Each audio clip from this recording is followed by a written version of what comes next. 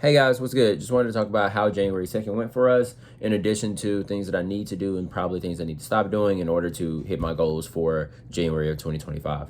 Now, January 2nd, as you guys know, if you watched my last video, I had to drop my listing goal from 20 to 21 to about 6 a day. Now, I did 6 on January 1st and sales were still okay. Then yesterday I did 10 listings a day, and I'm going to continue doing 10 listings a day until about January 6th or so. Once January 6th comes through, depending on how much money I make today and tomorrow, as in Friday and Saturday, then I will know, will I be able to push back up to 20 listings a day, or will I have to continue the 10 a day for a few more days as I'm rebuilding my cash flow? So yesterday, like I said, we listed 10 items a day, and unfortunately and fortunately, we sold 33 items. We did $863.04 in sales. We sold 33 items at an ASP of $26.15. The problem with selling 33 items is that my store just shrunk by 23 items. And I would love to, instead of having my store shrink by 23 items, just list 33 items a day and be able to match that out. But I cannot do that right now. We just have to give it a little bit more time and just hope that sales don't start falling off with this lower amount of input. They probably will, but we'll see. Let's just give it time. And that 33 items sold, we had 32 total orders, and our eBay fees on $863.04 were $139.69. Now, 863.04 minus 139.69 gives us a cash post fees pre-labels of $723.35. However, my actual processing funds are not that. My actual processing funds are $706.82. When we take the 32 items out of label costs, then we will get a estimated cash flow of $482.82 on eBay, which is really good. Our goal every single day is to do $323 to make sure we can pay all of our bills, and $360 to have a buffer in total cash collected. So eBay alone was able to be above both of those thresholds. But in addition to that, we also did some DoorDash to see if, so we can push these numbers even higher and increase our likelihood on Monday of being able to go back to 20 listings a day. So we did $80.81 on DoorDash. That was 3 hours and 30 minutes of active time, 4 hours and 48 minutes of Dasher time. Active time is the amount of time we spend on deliveries, while Dasher time is the amount of time from when I hit the start button to when I say we are done dashing for the day. The hourly rate on that was $23.09 and $16.84 for the Dasher time. Both of those are really good because in my area, they pay people like $9 to $10 an hour. And to be able to make $23 to $17 an hour, like in the car, with my family, is fine with me, you know? And it also gives me a lot more flexibility in something like being a teacher, because as a teacher, I'd be at a school from 7 to 3 and I got papers to grade. So due to that, it'd be very, very difficult to maximize my sourcing because I wouldn't be there when the store is open. So in total, we did $482.82 on eBay, $80.81 on DoorDash, giving us a total of $563.63 in generated cash yesterday. Pretty good for me. That works out. That's where I want to be. Now let's talk about the second part of the video of things I need to do, things I need to stop doing. Number one, I need to do as much DoorDash as I can so that I can ensure we're making the amount of money to be able to increase the listing goal back on Monday. Like, the longer that I go listing this 10 items a day, the more likely it's going to be that my sales will start falling from this 30 to 25 to 20 to 18 to 17. And I don't want that to be my reality. Ideally, I want to be selling as many items as I can. And eBay seems to be trusting us more and more and more every weekend that pass, and giving us the ability to sell. And I don't know if it actually works that way. I don't know if they're turning on ability or not. It could just be an offering thing, which is part of the other things I'm going to talk about. But essentially, we are selling a bunch of stuff. The market wants the stuff that we're selling. So I want to continue doing that. And the fewer items that I list per day, the fewer items I will be able to sell per day over time.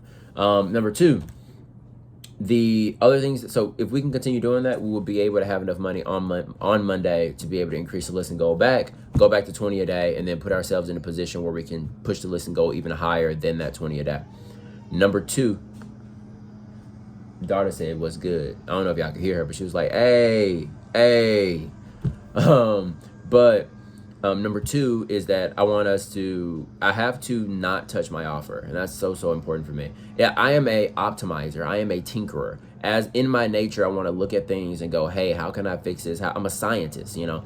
I want to play with it and see what I can do to make it even more efficient, make it even better. And a lot of the times, you know, The cost of change is guaranteed. The cost of the benefits that come from that change are not guaranteed. I can make a change and nothing happens. I can make a change and something amazing happens. I can make a change and, it goes worse for me.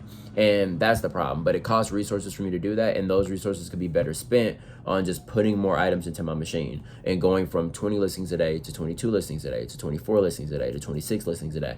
And the more I sprinkle into my machine, the more that we should be able to sell, because I have reached a place where, and this is the goal for all of us as sellers, you reach a place where your inputs have clear outputs. You see, a lot of the times people will be listing inconsistently and you can't tell, if I list this amount of items, then I will sell this amount of items. It's hard to tell because everything is so inconsistent, or you're not listing quality items and the same thing happens.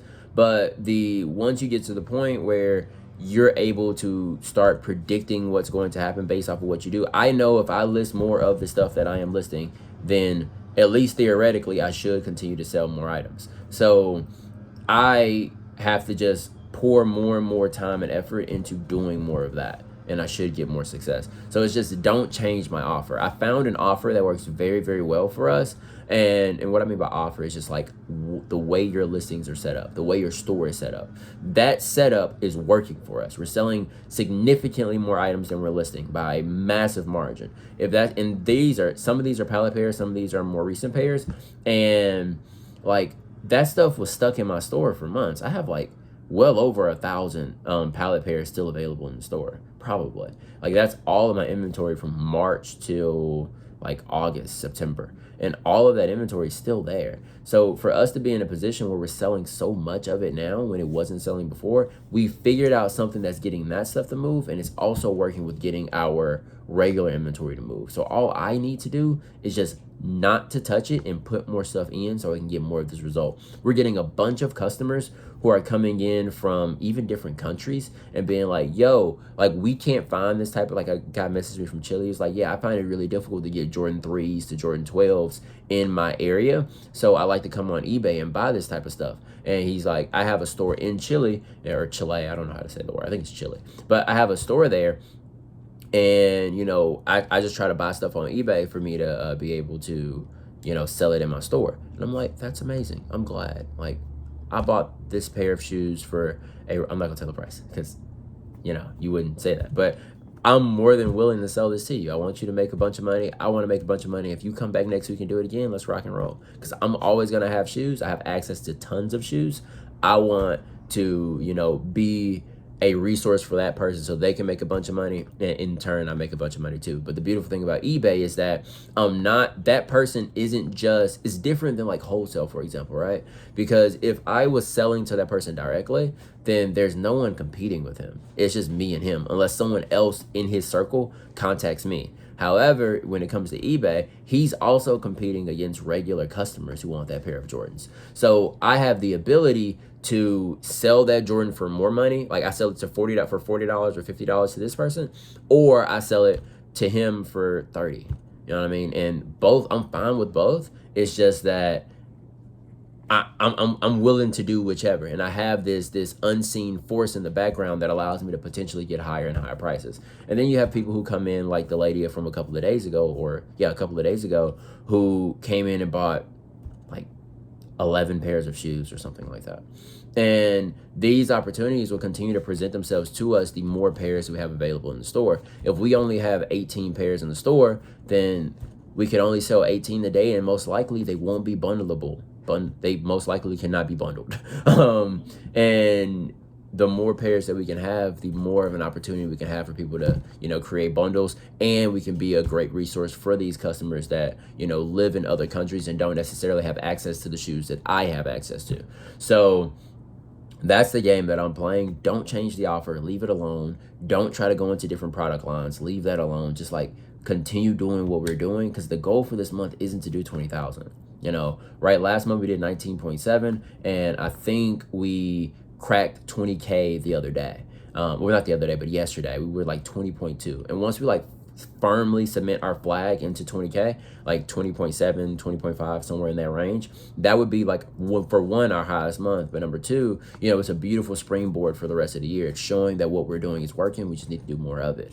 And when it comes to what my next steps are, it's just, I want to pull off $24,000 in January. I don't know if I can do that due to the fact that I'm listing so many fewer items per day right now. So that's like going to be a leading indicator to maybe lower sales a little bit later in the month. But if I can, rally and manage to pull off, a couple $1,000 days, get a big sale, like a $200, $300 sale, things like that, those things combined could allow me to get to where I want to be for January and hit $24,000 in sales. Can we do it? Potentially. Will we do it? I don't know. But like, that's kind of the target I have in my head right now. And so far, at least sales wise, we're on track. We're just not, we just need a little bit more time to see if we can get there overall. So appreciate y'all. Hopefully it was valuable to you. We'll talk to you soon. Peace.